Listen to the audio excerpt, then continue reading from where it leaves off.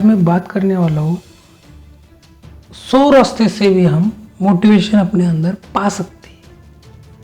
इसके लिए हमें स्टीव और स्कॉट ने लिखी हुई उस किताब का सहारा लेना पड़ेगा। उस किताब से आप एक दूसरे को कैसे मोटिवेट करें, एक अच्छे मैनेजर की खूबी अपने अंदर कैसे लाए, एक अच्छे पर्सन कैसे बने, अपने अंदर सेल्फ डिसिप्लिन कैसे लाए, अपने टीम को कैसे मोटिवेट करे, एक दूसरे का सहयोग कैसे करे, एकता को बढ़ावा कैसे दे,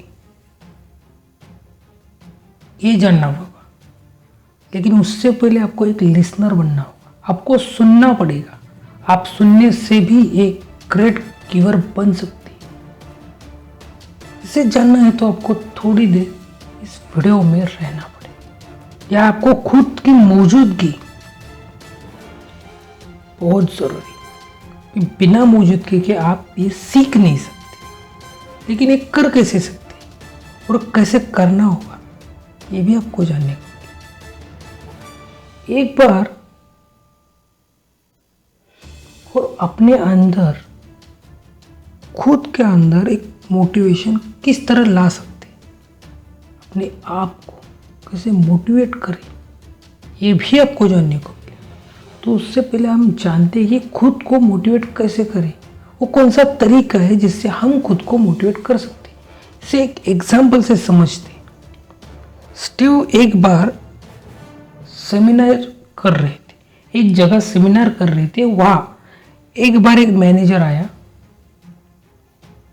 और वो पोलो खेलने वाला था। एक बार एक मैनेजर आया, उसने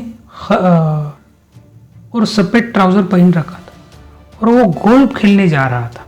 और जाते जाते वो स्टीव के पास आया और उसने स्टीव से कहा कि मैं ये सेमिनार अटेंड नहीं करने वाला।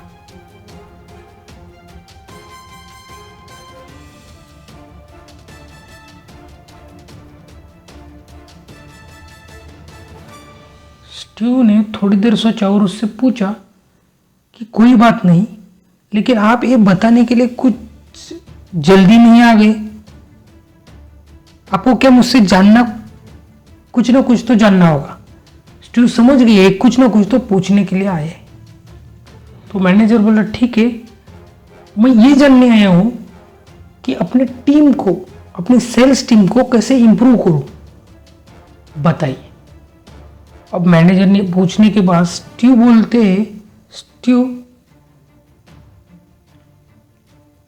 मैनेजर के इतना बोलते ही स्टीव ने बोला कि आप बस यही जानने के लिए आए। और इस पर मैनेजर बोलता है हाँ बस यही जानने आया। मैनेजर बोलता है ये बस यही जानने आया हो और बाद में मैं गोल्फ खेलने के लिए जाऊंगा।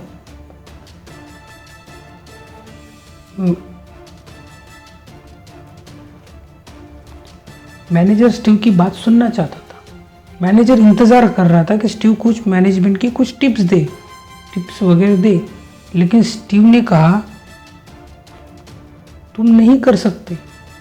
तो वो हैरानी से बोला क्या?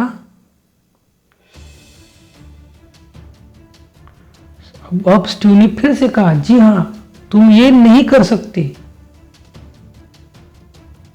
मैनेजर फिर चिंतित हो गया, परेशान हो गया। वो स्टीव बाद में फिर से बोला आप किसी को मैनेज नहीं कर सकते और अब आप जा सकते। अब मैनेजर बोला आप क्या बोल रहे हो? मुझे लगा आप लोगों को मोटिवेट करते, लेकिन आप तो मुझे डिमोटिवेट कर रहे हैं। मैनेजर ने स्टीव से बोला। इस पर स्टीव बोले कि जो आप पहली चीज, स्टीव बोला जो हम पहली चीज मैनेजर को सिखाते वो यही है कि आप अपनी टीम को कंट्रोल नहीं कर सकते। आपकी टीम के अंदर मोटिवेशन आना चाहिए, वो आपसे नहीं बल्कि खुद के अंदर से। उन्हें आप अपनी टीम को मोटिवेट होने के लिए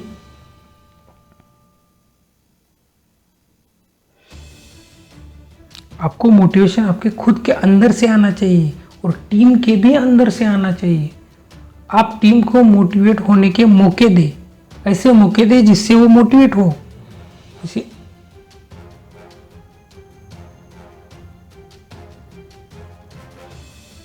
और स्टीव ने आगे कहा कि इस सेमिनार में हम यही बात करने वाले हैं कि टीम को कैसे मोटिवेट किया जाए।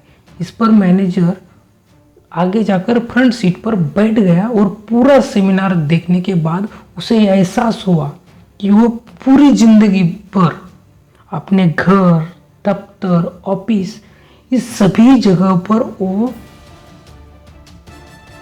उसने पूरी जिंदगी भर अपने बिहेवियर को कंट्रोल करने की कोशिश करता रहा।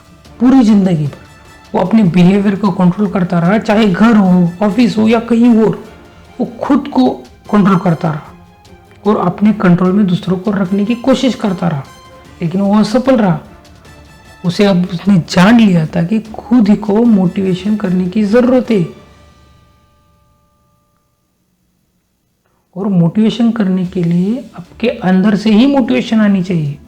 और वो सीखने के बाद उसने यही फॉर्मूला अपने एम्प्लॉय पर भी लागू किया और उनको खुद के अंदर से मोटिवेशन आने की वो सारी चीज़ें मुहैया कराई।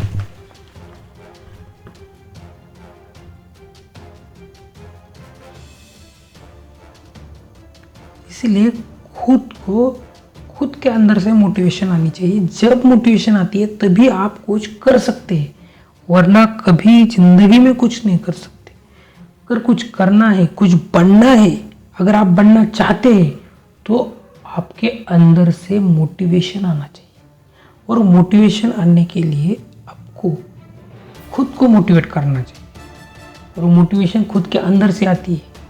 आप चाहे कितने भी मोटिवेशन वीडियो देखे, आप मोटिवेट नहीं हो सकते। आपको मोटिवेशन होने के लिए आपके अंदर से मोटिवेशन आना चाहिए। अब हम जानते हैं सेल्फ डिसिप्लिन हम कैसे सीख सकते हैं। कई लोग सोचते हैं कि सेल्फ डिसिप्लिन इंसान को पैदाइशी तौर पर मिलती है या फिर जेनेटिक तौर पर। कुछ लोगों को काफ़ी तौर पर ऐसा लगता है कि सेल्फ डिसिप्लिन, जबकि लोग बिल्कुल नहीं होते।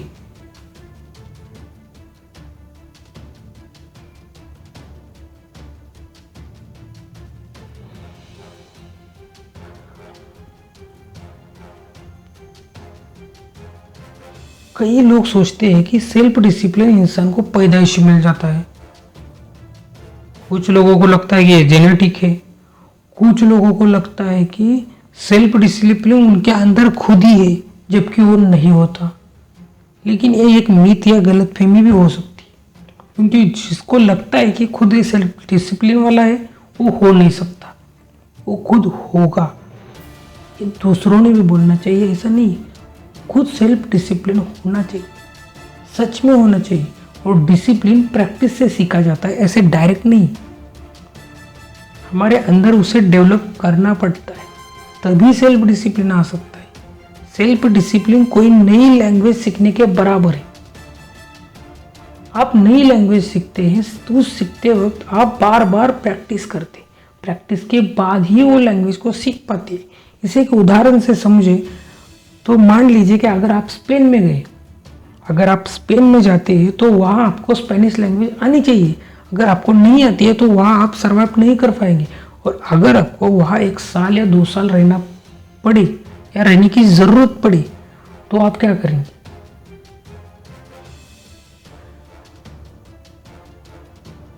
तो आप कैसे जिएंगे? वहाँ आपको खाना भी खाना होगा तो भी आप नहीं मांग सकते, क्योंकि आपको वो लैंग्वेज नहीं आती। जैसे कि आप कोई इंग्लिश नहीं आती तो आप इंग्लिश में नहीं बोल सकते, तो आप उधर जिधर इंग्लिश लैंग्वेज चलती है उधर उस जगह पर आप इंग्लिश में अपनी सर्वाइव की चीज़ें नहीं ले सकते। उसके लिए आपको लैंग्वेज सीखने की ज़रूरत पड़ेगी। लेकिन उसको सीखने के लिए आपको लोकल लोगों के साथ बात करनी पड़ेगी, जहाँ के लोकल लोग जो आपको रोज़मर्रा की ज़िंदगी में आपके आसपास आपके संपर्क में आ सकते हैं। उन लोगों से आपको बातचीत करनी पड़ेगी। उनसे बातचीत करके आप उस लैंग्वेज पे अच्छी पकड़ पा सकते हैं, आप अच्छी पकड़ पाकर वो सीख सकते हैं। इसके लिए आप स्पेनिश टू इंग्लिश डिक्शनरी का भी यूज़ कर सकते हैं। उस इंग्लिश टू स्पेनिश डिक्शनरी से आप वो सीख सकते हैं। लेकिन अगर आप में प्रैक्टिस है,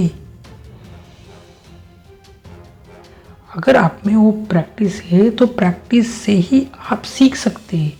इसके लिए आपके अंदर सेल्फ डिसिप्लिन की ज़रूरत है। सेल्फ डिसिप्लिन भी उसी लैंग्वेज की तरह है, आपको प्रैक्टिस कर कर कर ही सीखा जा सकता है।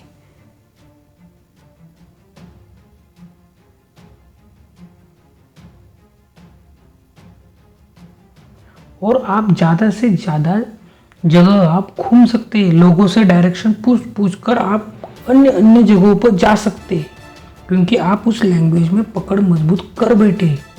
इसलिए आप घूम सकते हैं, वरना आप कुछ नहीं कर पाएंगे।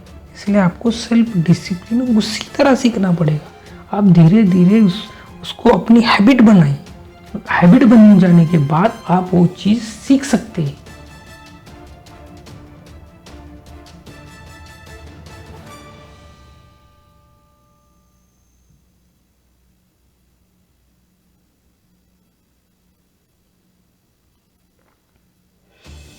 अगर आप एक सेल्समैन हो और आप डीमोटिवेट हो तो आपको मोटिवेट होना चाहिए, और उसमें सेल्फ डिसिप्लिन की कमी हो सकती है। आपके अंदर सेल्फ डिसिप्लिन की कमी हो सकती है। वो सेल्फ डिसिप्लिन आपके अंदर आने पर आप भी सक्सेसफुल सेल्समैन बन सकते हैं। इसके लिए आपको खुद के अंदर से मोटिवेट होने की ज़रूरत है। आपको सेल्फ डिसिप्लिन की ज़रूरत है। आपको एनकरेज की ज़रूरत है। अपने अपने अंदर का टेंशन, इनसिक्योरिटी से आपको बाहर निकलने की कोशिश करना चाहिए। उस आदत को छोड़ देना चाहिए।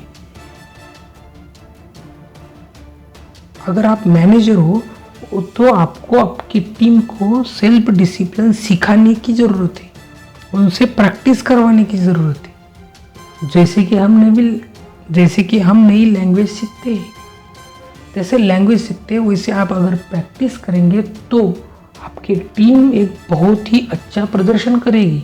उनके अंदर आत्मविश्वास की भावना अगर आप जागरूक करते हैं तो वो टीम मोटिवेट होती है। उनके अंदर एक ऐसा आत्मविश्वास आता है कि जो एक नई ऊर्जा को जन्म देता है, और उनके अंदर एक अच्छी सी सेल्फ डिसिप्लिन आ जाती है, और उसी सेल्फ डिसिप्लिन के साथ वो दुनिया भर में सक्सेसफुल हो सकते हैं।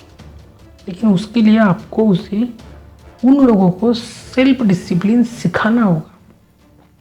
जैसे कि आप नई लैंग्वेज सीखते, उसी तरह आप उनको सेल्फ डिसिप्लिन सिखा सकते। Thank you. आज के लिए बस इतना ही।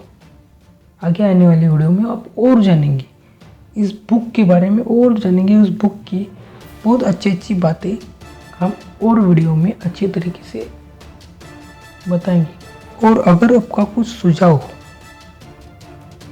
तो आप बता सकते हैं। अगर कुछ गलतियाँ होती है तो माफ़ भी कर दीजिए। Thank you.